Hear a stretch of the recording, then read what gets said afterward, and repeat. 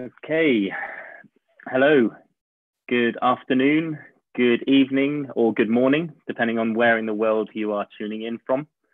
And welcome to this first webinar in the All You Need is a Ball series. These webinars have been created for three reasons.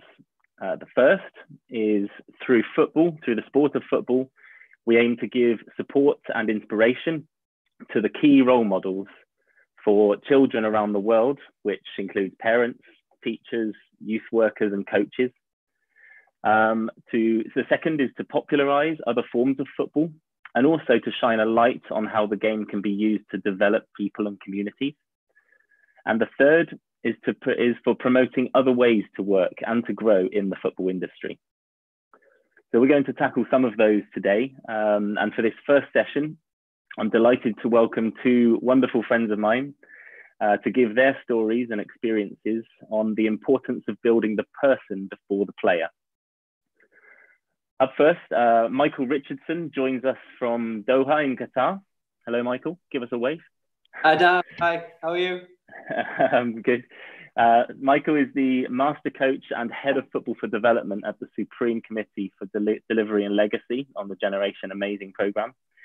And joining him is Lucy Mills from Barcelona in Spain. Hello, Lucy.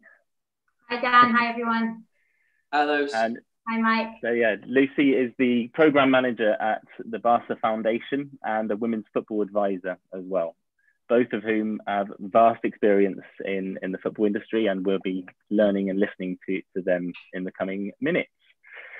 Before we begin, I'd like to give a special mention and thanks as well to our friends at FYI Sports in India, the organisers of the Sunday League in Mumbai, and to their entire parent and coach network. Thank you very much for joining us in this first session. Please stay tuned throughout, not only to hear what our two specialists have to say, but also for the chance to ask your own questions and receive further tips at the very end. You can interact at any time on the chat bar. I'm not going to point because I don't know which side it is, but on the chat bar, feel free to engage, ask questions, share, like. We want to make this subject more popularized. We want to talk about the benefits that football can have in wider community to as many people as we can around the world. Okay, without further ado, I shall kick things off by introducing Mike first. I'm going to come to you first, if that's okay. Could you start by firstly telling everyone a bit about your personal journey, looking at the playing, coaching, working in both professional football and football for development, but in particular, if you can try and highlight, your experiences of the environment, all the different environments that you've experienced along the way. Yeah, sure. That's great. Hi, everybody. So, and thanks for having us on, Dan. It's a real pleasure to be in your company and Lucy as well. I know the experience and expertise is it's excellent. So, thank you. Yeah, sure. So, my playing journey and coaching journey. So, I didn't necessarily have like an elite background in playing when I was a child. My background with playing was very much in grassroots. It was at a football club called North Ferriby. They're in non-league football now, but at the time it was very much Sunday league football. We were all right. We weren't bad. We weren't particularly good. But the whole experience was, reflecting on it, was phenomenal. Really, it was. I mean, the coach was a parent. And he was an extremely honourable gentleman called John Parham. But what the whole experience I had playing growing up was, we would train once a week, we would play on weekends once, and I absolutely loved it. And I think I'm just reflecting on this now, just the environment that I was brought up playing football in was one of enjoyment and love of the game. That's where I learned the fundamental, the drive around football. And at the time, I was just playing with my friends. But reflecting on it, my coach wasn't necessarily qualified. He wasn't necessarily out to win games. He was out to provide an opportunity for people to play football. And what that opportunity look like as we reflect on it, as we look at it? He let us play. He let us play together. He let us win, and it was fine. We enjoyed the winning. But every time I left the pitch, every time we left one another's company, I was absolutely buzzing to get back playing football again, whether that was training or at school. And it wasn't because I enjoyed the game. It was because the environment was created for me to feel comfortable in that environment. There were people, some of my friends were playing, some of the people I didn't know. But this was a really important factor. This was really, really crucial because it set me up for a career in football, like reflecting on it. Because this experience between 9 and 15 of non-elite, elite development, of not necessarily emphasizing the win. It was all about the participation, and it was all about building the skills that I needed to actually, get on in life. But it wasn't focused on that specifically. That was just the environment he created. He was a nice person. He wanted the best for the people he was with. And sometimes we can overcomplicate that environment by over-resourcing it, or we can over-egg it by stating specific rules. And providing, as a coach, you can provide that safe environment, that safe, supportive environment where people, young people, old people, can win and can lose in the right manner. What you're doing is consistently building a set of skills and characteristics, particularly in young people, that actually they're ingrained, they become ingrained. So at 9 years old, 10 years old, if I'd have just had that experience for one season, it might not have meant anything. But I had it for 6, 7, 8 years. And the consistent messages were just play, participate, safe, winning's good, losing's not bad, turn up next time. They're building a cycle. You're building a resilient attitude. Now, the reason I spent a couple of minutes on that, Dan, is because it kind of leads right into my coaching journey, because I knew that I wasn't good enough to be a footballer because like at 15, I was decent. I went on trials at different clubs, but I was never going to be good enough. But I knew I wanted to stay in the game. I had the passion for it. I loved the environment that was created for me. And I didn't recognize that I could create something like that, but I recognized I wanted to keep being part of it. So at 15, I left school. I was a young boy for the year. I was an August baby. So I left at 15 and then turned 16 in the summer. And I went to do an apprenticeship at a football club, Hull City Football Club, in their community scheme. So very early on, I was exposed to community football for development projects, going into schools, designing football sessions and activities that boys and girls could participate in that would promote knowledge transfer. We would talk about healthy eating. We would talk about smoke-free soccer. So how detrimental to your health smoking could be. All of these things, these experiences. And again, my coaching journey started at 15 years of age. I was observing people. I was helping. I was supporting. I was taking it all in. So I'd had a really positive experience playing, and then I was having a positive experience moving into coaching. Now at that point, at like 17, I did my B license and then was working in the academy at Hull, like 2001. And I'm not going to go through my whole career, Dan. I promise that. Okay, I was going to. Yeah, but the point I want to make is that is the question your question that you asked at the beginning. Like, the environments that are created by coaches and by parents. All right, they're facilitators, and they are the most powerful facilitators that you can actually have, because they're the ones that either take the kids, the youth to training, and if they don't, they're the ones that can positively impact how they reflect on games. So, for example, I would always loved watching players when at 18, 19, 20 years of age. I loved watching players have a positive interaction with coaches. And I saw this, and again, reflecting on all of this is really interesting the past few days. But the most influential person for me, and I don't even know the guy, is a gentleman called Brian Little. And when he was manager at Hull City, the one thing that struck me was all of these big strapping footballers. The amount of testosterone in professional football is phenomenal. And Brian Little, unassuming, very calm, very rational, hugely gentleman. All of the players would gravitate to him, would want to spend time with him. And the skill that he had was that he would listen to every single word that all of these players were saying. The players were just felt listened to. They were respected. He wasn't shouting and bawling. He was listening. He was respectful. He was calm in an environment where there was a lot of people with lots of different opinions that all want to be listened to and heard. So I think I'm not going to go much further, but just on that, just one specific skill that always stood out for me, like early on in my coaching journey, was just observing that one skill and how it looked in an environment that didn't really kind of welcome it. Almost, it welcomed,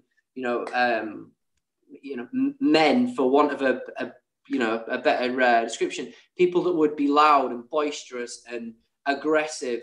No, he was calm, he was rational, he was clear, and he listened to people very, very nicely. And people, I saw the players warm to that. They gravitated towards that particular skill. It was the energy, I think, more than anything, but it was really, really good. And so that was really very early on in my sort of journey, if you like. But that was the one key thing, I think, that I've kind of reflected on as a really huge skill that coaches can learn. It's learned behavior as well. Awesome. Thanks, Mike. And just for the benefit of the listeners who haven't had the luxury of meeting you yet as well, can you just explain a bit more about where you went from there? So you went down to work a lot in Africa, didn't you? And now you're obviously in Qatar. So what kind of work have you moved into now, and what sort of projects have you worked on?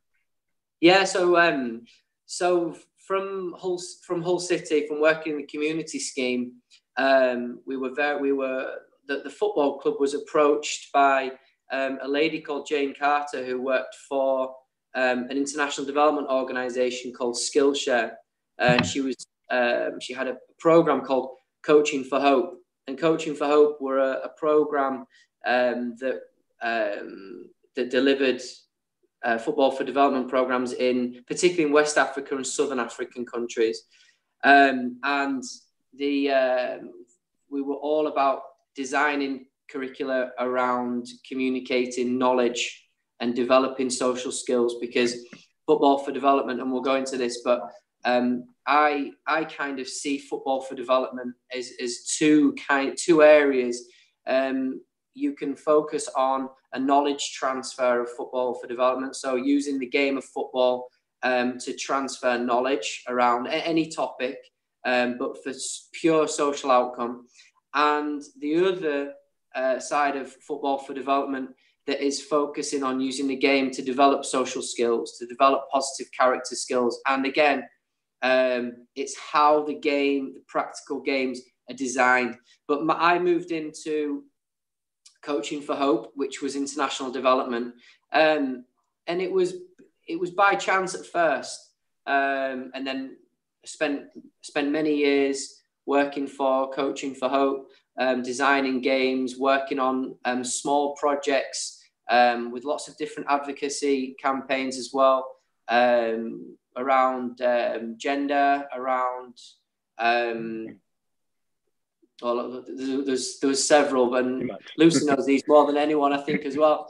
But yeah, so from Coaching for Hope, I had an opportunity when I left Coaching for Hope to work in Qatar. I'd been supporting some of the work around basketball, funnily enough, and that was sport for development, because football for development is the game, right? We're using football as a tool to communicate and to develop social skills. but any game can be used anywhere. The games actively have active participation is a tool, and basketball is one of them. So you went from coaching for Hope into coming across to Qatar, but the whole period, I was actually working in the academy at Hull City as well. So I had a 15-year stint in the academy at Hull, working at different age groups, all in elite development. And then as a full-time role, I was in football for development or sport for development sector. So I was fortunate because I feel that my education in football has been very nicely rounded, because my profession has always been in how football can be used as a tool to develop social skills or deliver knowledge transfer. But also I've seen inside of the game for a long time that relies on performance, and seeing both sides of the game, I think you can then see the benefit of both sides, because there's a profession to be made, right? There are professional footballers, right? But football can offer so much more. Footballers will always find a point of retirement. They will always find challenges through a career, same as anybody else.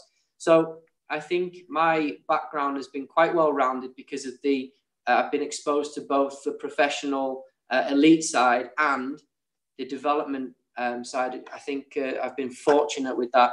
And so currently I'm head of football for development at the Generation Amazing program in Qatar, a legacy program of the Supreme Committee for Delivering Legacy. And we're doing some fantastic work in Qatar and around the world as well. Awesome. Thank you, Mike. I'm going to pause you there. Have a glass of water. Lucy, moving on, your turn to shine. So could you share a bit of your journey, please? And yeah, sure. Thanks, Dan, and thanks, Mike. And thanks to everyone for listening and joining this webinar. And I hope everybody is safe and enduring these difficult weeks. So I'm based in Barcelona in Spain, and I'm a program manager for the Barca Foundation, which is a proudly integral entity of Football Club Barcelona. And we have a vision to achieve a more inclusive society through sport. And I'll talk about what we actually do and how we do it a little bit later. I'm also a contributor and advisor to various women's football initiatives and activations and advocacy, from promoting girls' rights through sports and in my case, football, and also developing girls' football in marginalised and excluded contexts, particularly those that are marginalised from mainstream football governing structures and support. So for the past 15 years, I've been working half of that time in Southern Africa and half of the time here in Europe, both with elite football models and kind of grassroots football for development models. So obviously the focus of this webinar is building the person over the player. And it's a sentiment that I believe is applicable and essential to, irrespective of level and ability and intensity of the sport being played. In recent years, particularly in men's professional football, this has shown us why, right? For far too long, we have football development systems that neglect the social and emotional well-being of players, that breed mental health challenges, that deny players from educational opportunities, and really sort of hinder their progress in other areas of life. But I think more positively, in recent years, there's a growing momentum in football. There are pioneers who are moving in a different direction to developing football. So, ones that are looking at an academy and talent development model that has embedded education and life skills and character development and global citizenship. Because of course, building a role model, a positive athlete, it starts from being a child and from going through that academy system. There's one academy in particular that I'm supporting and working with at the moment in East Africa called Ascent Soccer. have operations in both Uganda and Malawi, both boys and girls. They're a talent development program. They've recruited their academy players from around 50,000 young people.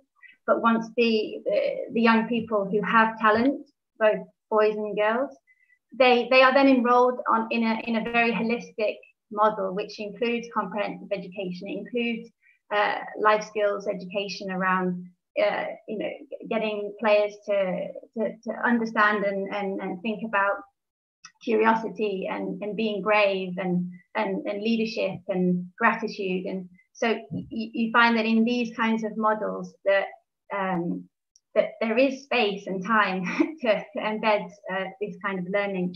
And so, yeah, I would definitely encourage the listeners to check out Ascent Soccer as an example of an academy. And there are many other academies and clubs, even Football Club Barcelona with its Barca Academy, that has embedded values into the very structure of the model. But I think what these pioneering practices show us is that sport is an opportune time, as Mike was saying, to embed learning and personal and professional growth, irrespective of the level of the practice. And I think that elite football doesn't have to sit in opposition to grassroots football and football for development, which is about it's promoting inclusion and participation for everyone. So I will talk a little bit more about football for development, but I think acknowledging that within the elite football game as well, we're starting to see more and more models that embrace learning and use that as an opportune time for children and young people. Awesome. Thank you, Lucy. That's really, really interesting and very relevant, I think, to these points. And I think the main thing on this subject, I guess, in terms of environment, that's really grabbed me from both of you, and we've had the chance to talk a bit before as well, but it seems critical. One of the critical factors is the people, right? It's the person or persons involved here that's creating that environment, not necessarily whether you're in a certain arena or a certain field or you don't have to have equipment almost. It's really down to those people that are leading, and something that I always live by is almost what you portray is what you attract. And I think if you're that kind of outgoing, calming influence on the kids, then they're going to be reflecting that in the way that they grow as a player. Would that be fair to say? I think I think Alex Ferguson said something like that. I think he said, like, the brand attracts a mentality. You know, if you can create a brand, you what comes with that is you're creating the values, you're creating what it looks like. And if people use the word gravitate, people can gravitate towards that. Like, people can gravitate towards a challenge or an easy way out. It depends on how they're going to perceive that. But you're absolutely right.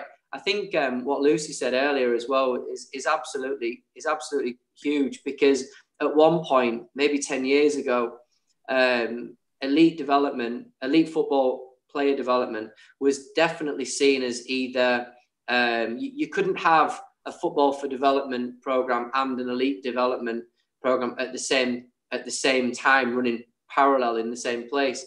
But I think it's been proven by a few different models, like Lucy said, like Ascent, and I think Right to Dream, I think, were particularly successful with this as well, with their model. But I think elite development isn't the enemy. I mean, there's hugely beneficial social facing agendas at clubs now. They've got massive emphasis on values and massive emphasis on the right way to do things. People can just feel a little bit intimidated by the whole money around it, and they can see winning as the enemy. It's not. It just has to be respected in a manner that's the right way, participating in the game, not winning at all costs, making sure that people understand the process of, like, we'll come to this, but making progress and not necessarily trying to achieve perfection all the time. It just doesn't exist. It's and think we were going to come on to it, Dan, but the progress, making progress is an actual process. And I think if people can really look into that and really look at how people progress through development stages, and again, in non-professional terms, in professional terms, whatever it looks like, whatever progress looks like at whatever level, it has to be from a point of understanding what the process is of making progress, because perfection for a lot of people now is an Instagram photo of professional footballers, you know, taking free kicks or, you know, doing different bits and pieces, but it's not. It can be a very false, and it can attract a really dangerous, it can set a dangerous precedent for people to think that perfection is on social media, and it's not. It's a whole process, and making progress and seeing that progress as coaches and as parents is really crucial. And parents and coaches, they directly influence the attitudes of the people they're with, whether it's their sons or daughters, or whether it's the young people they're working with. But it's got to be consistent. The messages that are given by parents and the coaches has to be consistent. The kids have to be able to trust that parents and coaches are not going to flip out and go crazy 1 minute and then overpraise the next minute, because that then becomes a decision making. Yeah, becomes dangerous. Very good. I'm going to pause you there again. We're going to come back to some elements of that later, Mike, if that's all right. But just moving on, because there has been loads and loads of amazing questions coming in already. So I want to make sure that we can get to as many of them as we can before the end of the session. So to move on a little, Lucy, I'll start with you this time.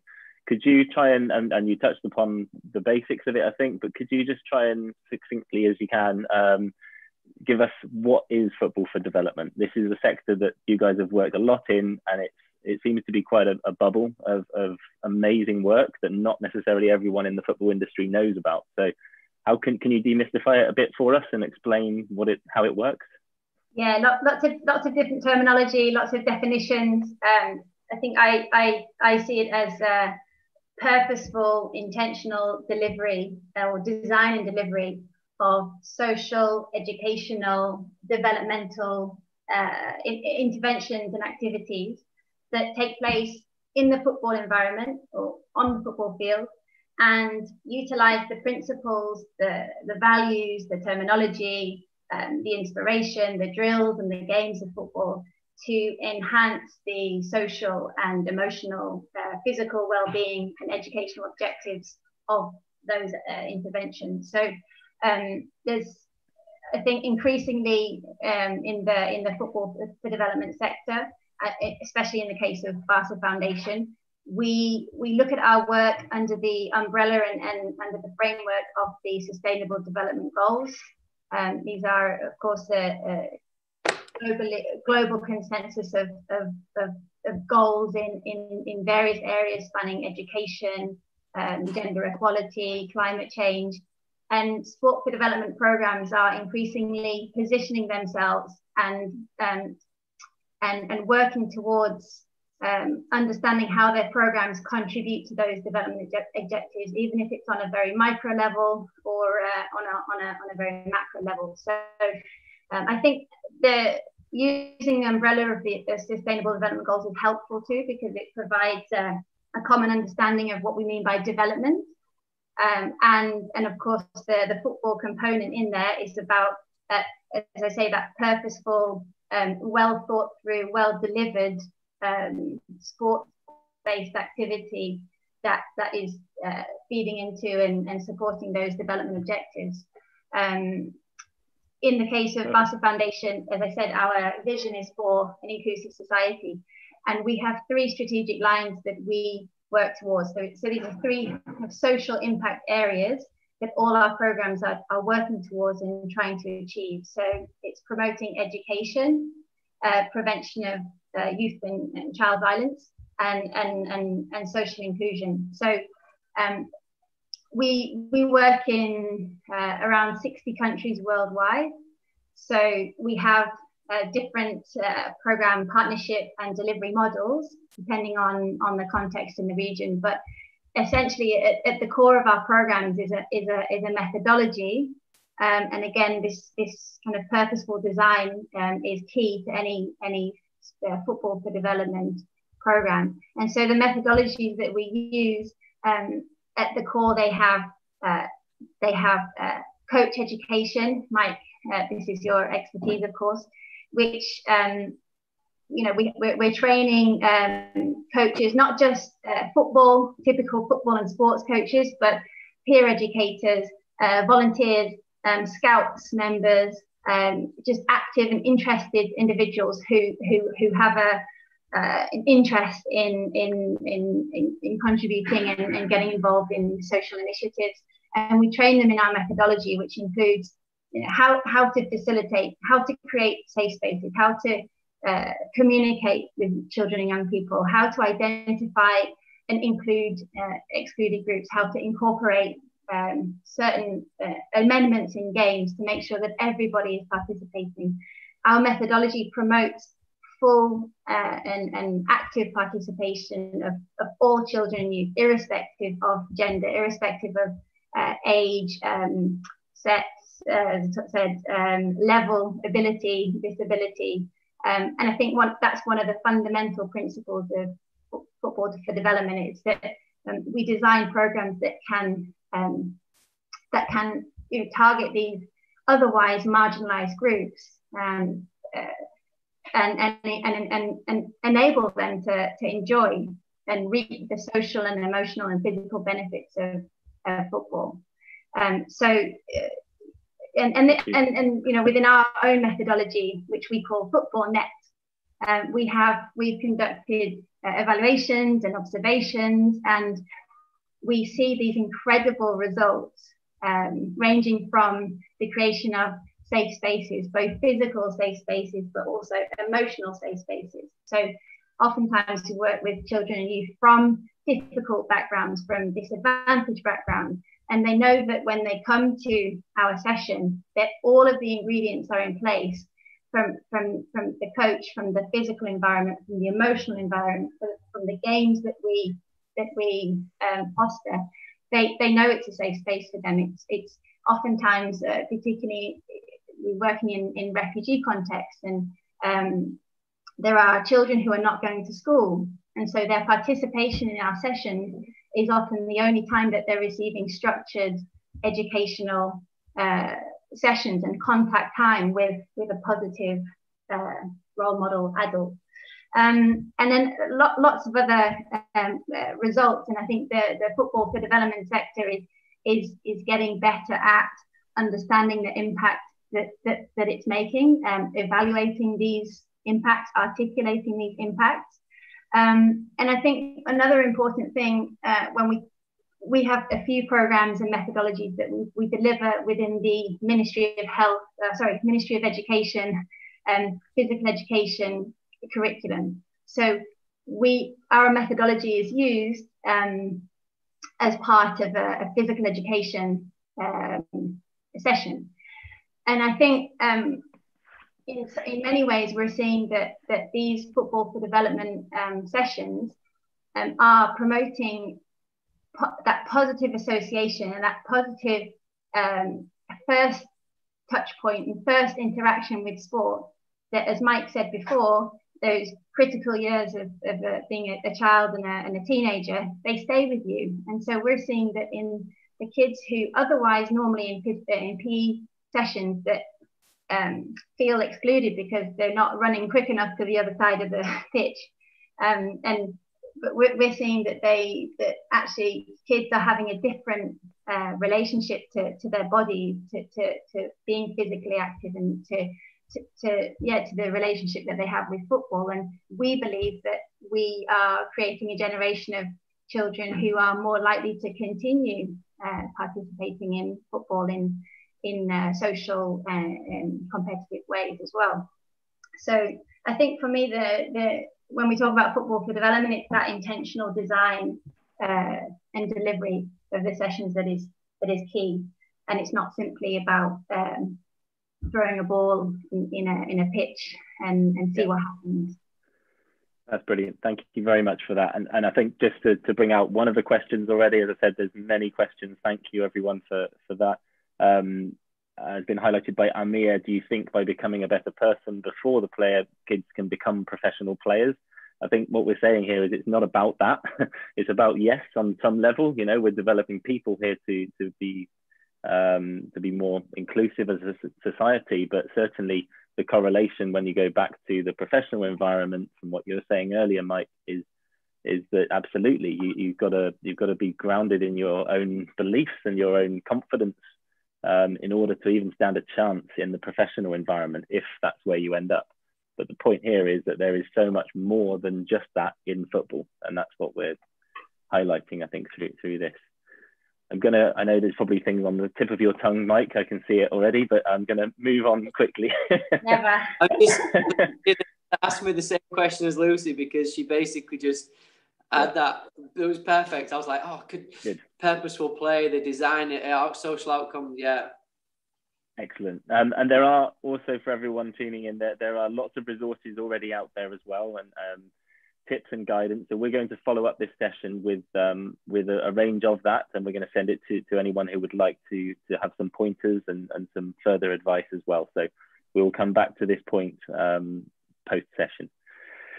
Okay, so moving on to the third subject I wanted to bring up today, which is around language, which again is integral. It seems almost too simple to be worth talking about in many regards, but I was reading some really interesting articles recently in the UK which is called The Non-Perfect Dad, a gentleman called Richard Shorter. Fantastic, well worth a read. Again, we'll send the links afterwards. But it reminded me of how the simple things, you know, the basic communication skills are often forgotten when working with young people. So it's true that nobody's perfect, but how important is language, the way that you communicate? Who wants to tackle that one first? Mike, you've been quiet for a while. I think I think you're absolutely right, and I think it can be if in like an academy context. Because I know that there's a few people tuning into this that are interested in that in the context of an academy, a parent-coach relationship. I think you can actually you can design language, you can design terminology. I know that we had that in everywhere I've been. Key words, trigger words that can be used by parents and coaches, and trigger actions. And these can be small things, like genuinely, it doesn't have to be a huge, doesn't have to be made a huge deal of, but their impact can be significant. You know, just for example, the words that parents choose to use when referencing the coach, you know, are they derogatory words? Are they words that the children use themselves? Are they words that the children don't use? Are they going to be repeated words? So I think, like, you're absolutely right. Language is very important. And like I said, if you can design a list of positive words, they can go a long way. And again, it's a really understated of importance. For example, if there are 4 positive words that can be used to describe the way that a child has played football, or the attitude in which they've taken part in training, that can be used by the parent and by the coach consistently. You know, if there are things like, you know, questions, I wrote 2 things down as key takeaways, but I'll use them now. Like, for example, if the parent was going to talk to the child about how they feel that they've done in the session today, stay away from the technical reference points. Ask the questions. How did you feel you did today? And then feel comfortable with that silence. And the language around the questions I'm talking about, like, how do you feel you did today? And then you'll be surprised at the answers you get, to be honest. And if the parents can ask that question and the coaches can ask that question, again, what you get is you get a series of months, years, or weeks, months, and years where the child is listened to, building self-esteem, confidence, and they're also inquisitive. You know, they know that the coach and the parent is interested in how they're feeling, not necessarily bothered about the performance, because there's one thing that is consistent in any football game or a football career of a young person. You know that they're going to be inconsistent. They're going to be all right sometimes, and then they're going to be really bad other times, and they're going to be up and down the whole. And if you can, as a coach or a parent, be consistently supportive through that process, then that's really key. And to come back to your point, Dan, if you can use terminology and language that's been agreed upon by maybe the child is involved in this process of choosing the right words they understand for starters and might use other times, and the coach and the parent can also be brought into that process of designing words that support, that reinforce key messages. So I think language is very important. And as well, your obvious one about the coach not using derogatory language, for sure. So there has to be an understanding of what is deemed contextually appropriate and obviously inappropriate. So what words shouldn't be used at football training, and if they are used, how do you tackle that? Because, you know, there are words used when I was in schools, for example, or when we're in schools here in Qatar, when we're delivering our inclusion module here, there are words that there are non-negotiable words. We don't accept that kind of those kind of words within the sessions. But how you address them and what is the alternative? So language is key, but it's huge. It's significant. The small things like language, like behavior, like how the coach and parent interact with one another, it's massive. And I think it's a really interesting topic that you've kind of brought up, but people might not necessarily see it as a big deal. They might just use words flippantly and say one thing, forget about it. But the child thinks, oh, well, my mum or dad has actually described my coach as this word, and that could be really quite damaging to a reputation, or it could be hurtful, or it could just quite simply be contextually very inappropriate and wrong. So I think terminology can be not controlled, but it can be certainly influenced positively for people and young people to build relationships. And language can influence the trajectory of a relationship. If children are using words, for example, that the coach might not understand, that's going to make the coach feel slightly more insecure.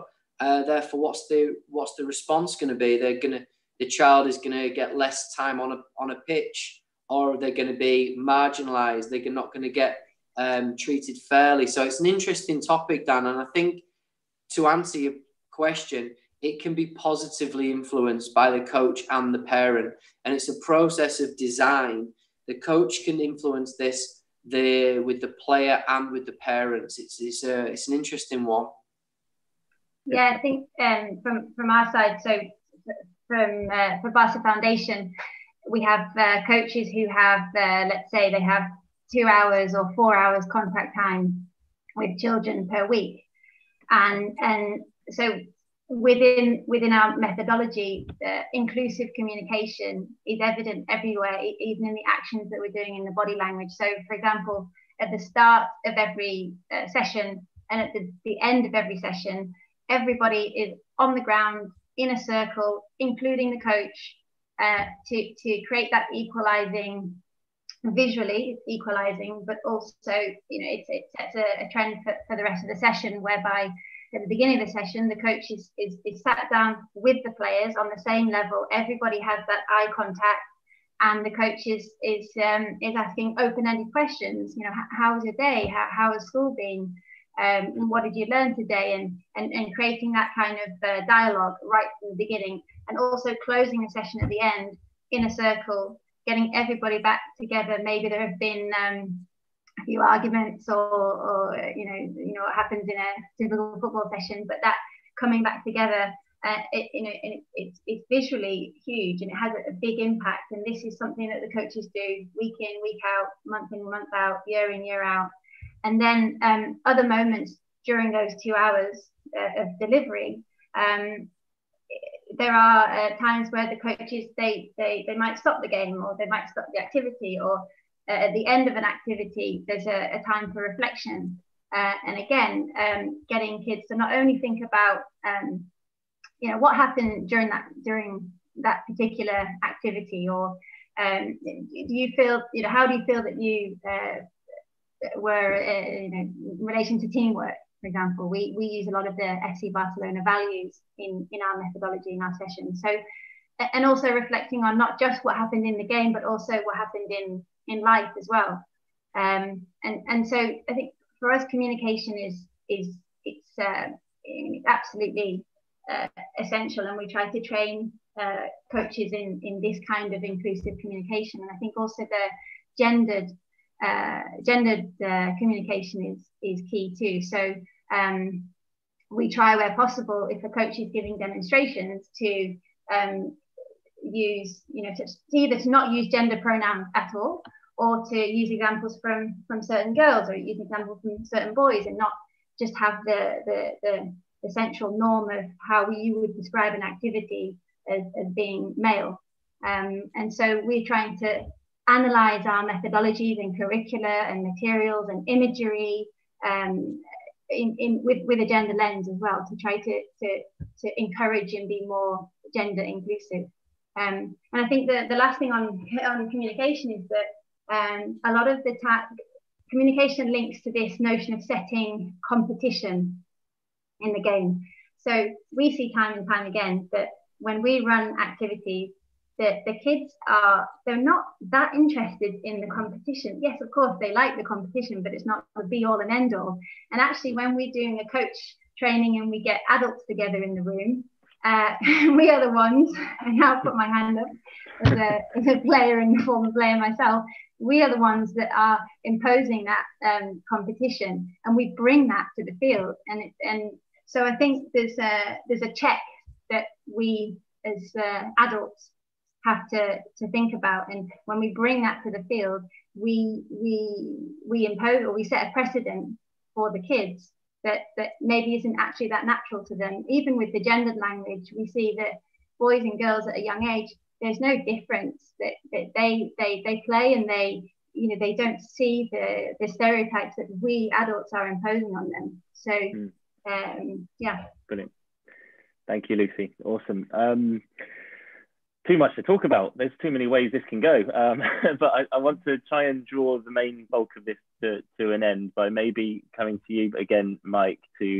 We were talking the other day, and you mentioned something really interesting and relevant around progress versus perfection, and you indeed touched upon it earlier. So you've been writing a bit about that. Can you explain? Can you allude in some sort of summary of what this is about today? Could you try and describe a bit more about that comparison? Yeah, sure. I think one, listening to everything that's been said, like what Lucy's been talking about, I've been fortunate enough to have worked with Lucy for quite a long time, and our paths have crossed all the time in development, in sport for development. And I think it's one thing that Lucy was talking about earlier, just about environment, before I come to the perfection thing, just the environment that the adults create. I mentioned it right at the beginning, and Lucy just hit the nail on the head perfectly there. Without really realizing it, adults get in the way of children developing a good enough rate and a good enough capacity. They're doing this on their own, and coaches and parents have to understand their role with creating that environment. And whether it's tongue-in-cheek, whether it's people just over-competitive, we have to understand and sort of take the lens off and sometimes just take a step back ourselves to see what behaviours we're not just teaching, but what we're subconsciously promoting. You know, what's our body language like and everything. But I just wanted to touch on that, Dan, because it was a really interesting point, and it's so relevant. With what Lucy was saying, I think what I've been thinking about for the past few months about perfection, and I've just been thinking about, I've been listening to lots of different people speaking, and I think perfection is just a bit of a myth, and I think it can be a very limiting word, ironically, because to be perfect at something, if I think I'm going to be perfect at something, it means I've got a vision of what perfection looks like. It means I kind of think, oh, well, this is what perfect looks like. It means actually I need to do 100 keep-ups for me to be perfect. Because at 10 years old, I would have said, wow, if I can do 100 keep-ups, I'm going to be perfect at this. But that's not the case. And I think perfection for me, for the sake of this talk and for the sake of this conversation, I want to communicate, I want to sort of challenge and talk about how perfection is a bit of a myth and how it can be limiting when people try and have an aspiration to do something. And something that's hugely underrated is the process of making progress. And this is something that I've got a big belief in, because if you understand that the process of making progress, of getting better at something, that actually takes you on a different journey. And it takes you on a different journey in like technical achievement, but it takes you on a different journey emotionally as well. Because when you strive for perfection at something, like I said, it's limiting. You put your blinkers on and you can go for one thing.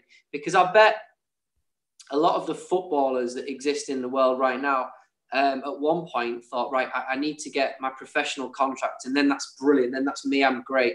Or I'm happy. I've achieved perfection. All I want is a professional contract. But again, that's quite limiting. So that's almost like an indicator of where they might want to be as a bigger picture. But they might see that as perfection. But my point is, progress can be such a different journey emotionally. And coaches and parents and people designing football for development programs can see progress over a 10, 15, 20 year period almost. And I think it can sometimes be not looked at like that. So for me, progress from playing in a non-elite environment, don't forget, I wasn't a footballer. I wasn't ever going to be a footballer. But I progressed into a career early on, and then that career progressed into an area that I didn't know anything about. Okay. And then it progressed by gaining knowledge and experience and building my knowledge capital on social development programs, right? And I learned that in the field. I learned that by spending time with people like Lucy, people like yourself, Dan, people like, lots of a mentor, Jacob Nash, who I'll drop his name in, but people that you can reflect on, people you can credibly talk about. So if you've got a mindset that's a growth mindset where you are open to making progress, and what progress looks like is not a determined thing, you can learn something new all the time, and you can evolve your career or evolve your engagement with the game of football or game of sport or in academia, whatever it is. And if you work on the progress route and not necessarily strive for a mythical image of what perfection might look like in a given sector or in a given profession, then I think it takes you on a different, more emotionally enriching experience. I don't want to go too deep with it. I could have gone. But is my point being made? Do you understand my perspective, Luce? Do you get that? Have I explained? Yeah, it's the experiential learning process, right? Of having an environment to make the mistakes and make the errors and to Yeah, exactly. Through that journey. Yeah. Exactly. And like, who'd have thought, you know, what was it? Maybe 5-6 years ago when Lucy and I were working together on programs in South Africa, if somebody had said to me at the time, right, well, what's your idea of a perfect career in what you're doing? Well, I wouldn't have said here, but then in that an exciting development. Now, I'm a lot more excited about where I am now, right at this very minute, than where I thought I could have been 5 years ago, where I am now. So I think progress is a journey, and I think it can be a really enriching journey if you're going to embrace that progress and you're going to ditch this this false idea of a perfect either place to be in 5 years or 10 years or even 1 year. You know, have aspirations, of course, and that's amazing, and that's ambitious, and that's about self-esteem, and it's about positive decision making through your education and through relationship building. But make progress. It's an important message, and there's a very deep kind of ethic in that as well, I think. Yeah, love it. Thank you. Again, there's too much that we could talk about here, so I'm just going to shoot now to a couple of questions that have come in on the chat, and then we're going to, so everyone's question will be answered first of all. We won't have time for all of them right now, just conscious of not keeping everyone too long on the live stream. So picking up from Anurag, thank you for a couple of questions actually. He says, hello, I'm a 19-year-old coach coaching students aged 3 to 16.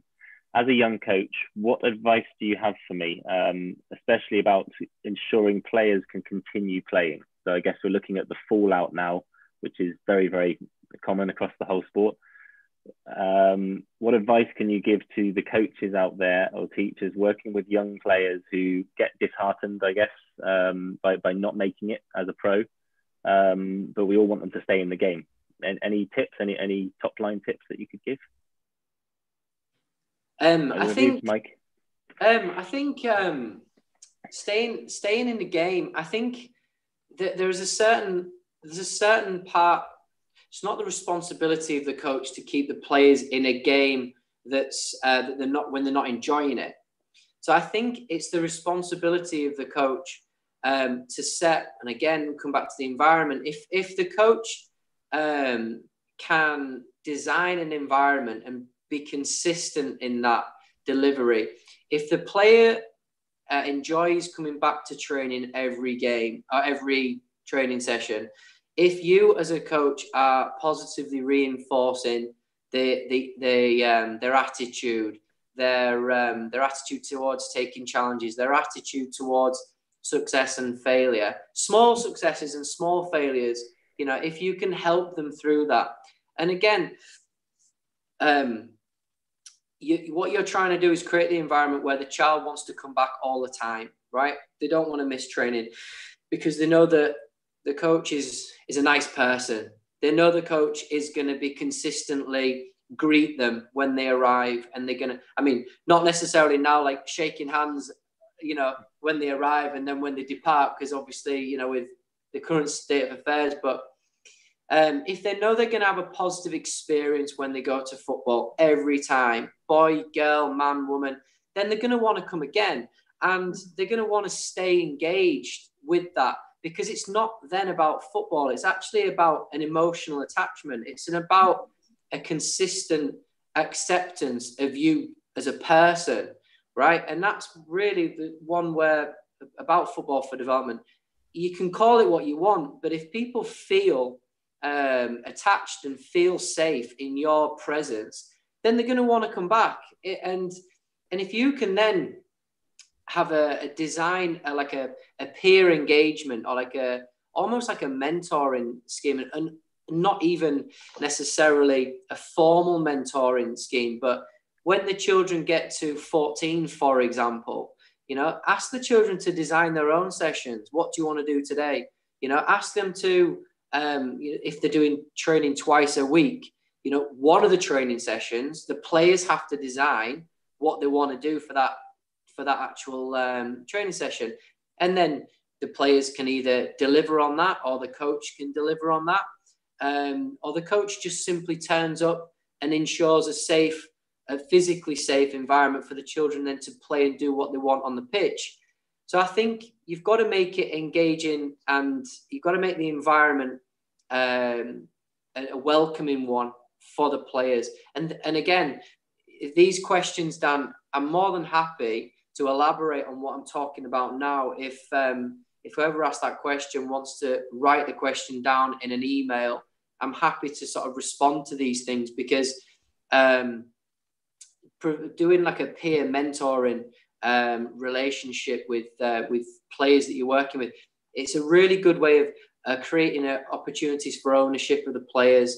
It's a great opportunity for the parents, for the coaches to consistently reinforce the ownership the players can have, and the good environment, the emotionally safe environment for the players to play in. Did that answer the question? Yeah, I think so. And again, as I said, we're going to follow up, and I think that's probably the best way to move on from here, is to follow up. There is one specifically for you as well, Lucy, there, but conscious of time, so we're going to follow up and respond to all of your questions. Thank you so much for everyone who's been tuning in. But yeah, unfortunately, that's all we've got time for now. So we hope you enjoyed it and have a few ideas to take away with you. Thank you again to FYI Sports in Mumbai, and of course to my wonderful guests, to Lucy and to Mike. Thank you very much for your time and insights. This is just the beginning, so please stay tuned for more of these webinars and subjects.